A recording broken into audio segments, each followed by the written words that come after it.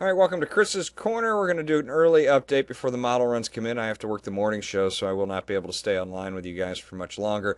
And what I want to do with this is take a look. You've heard me talk about it a little bit online, the SLU Winter Storm Analog page. Have we seen this before? More importantly, has the computer seen this before? Comparing the winter weather events against previous events with the help of computers.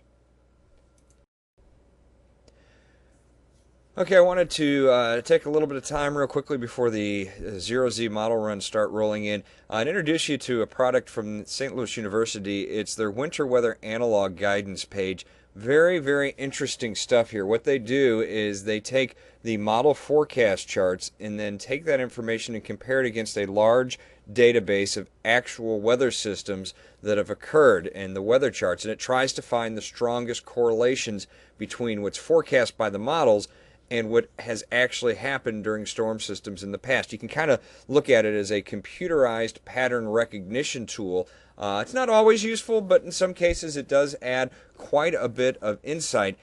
In this case, it is helping us look at the storm system as it develops and say, yes, while it's an extraordinary event, there are historical precedents. Things like this have in fact happened before.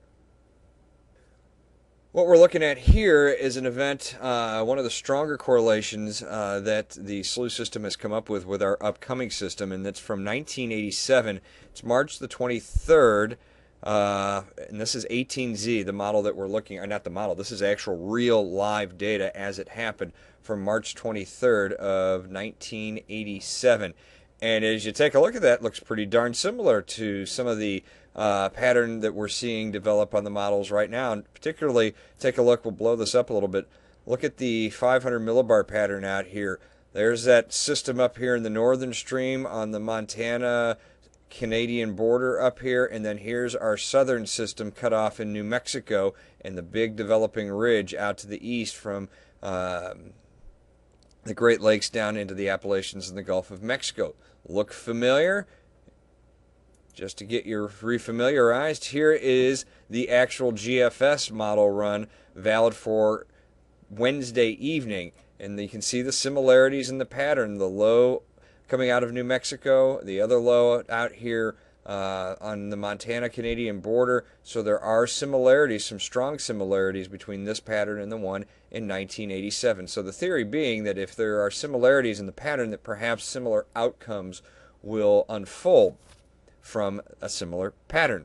Now, the current forecast shows from the GFS at 72 hours, which is Christmas Eve, or not Christmas Eve, but Wednesday evening, shows a 850 millibar low over the Texas Panhandle and kind of a discombobulated surface low pressure trying to organize down across Oklahoma and Texas. More importantly, a strong inverted trough extending northward through eastern Kansas, western Missouri, and into Iowa.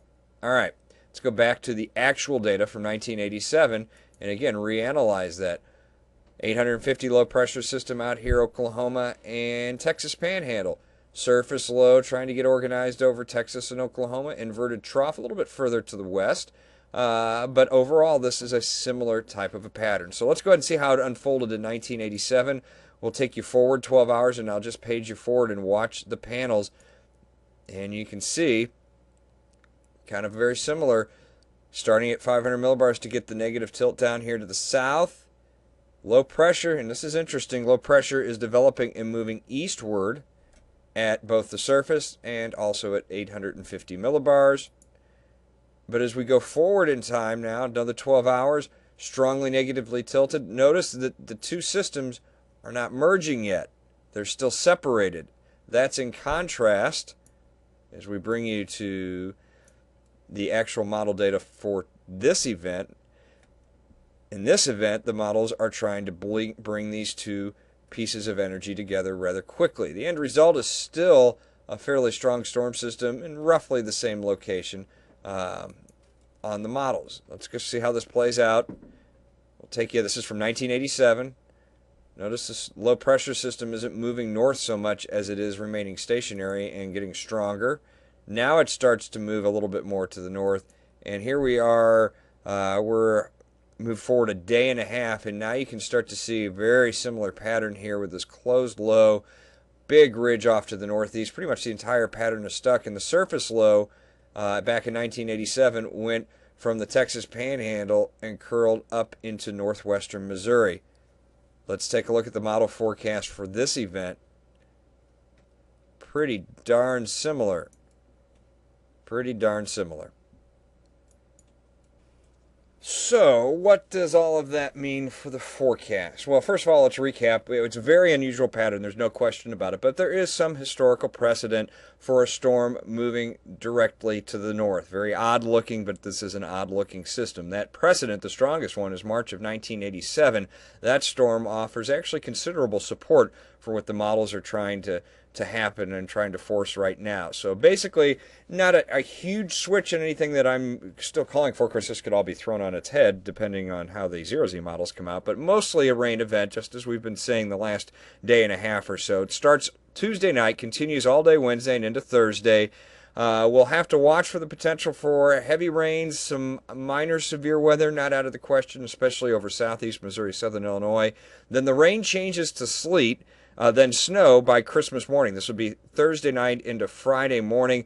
Potential is still alive, although on life support for some light accumulations of snow, especially for folks along and northwest of the I-44, I-55 corridor. You're the folks most likely to be impacted by any more substantial wraparound, which still may exist. The 87 storm actually had a pretty sizable wraparound shield with it as well. So we'll just have to keep an eye on it, be prepared for the rain, and maybe just maybe a little bit of snow on the tail end heading into Christmas morning.